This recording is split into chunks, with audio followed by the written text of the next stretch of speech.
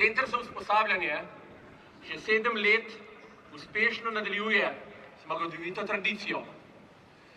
Skrbi za enotno usposobljene pripadnike, ki nadaljujejo svojo vojaško pot kot poklicni pripadniki ali kot del pogodbene rezerve.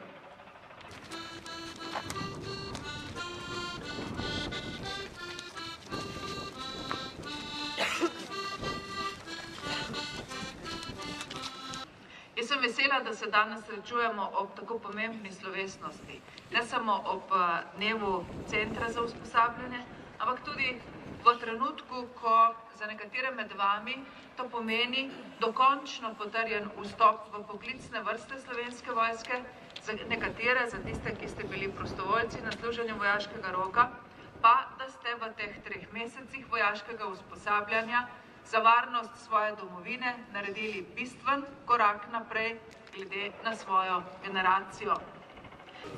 Bojan Kolarič, proti! Da!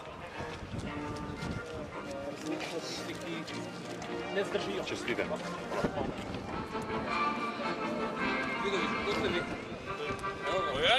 Črnčič, Sebastian!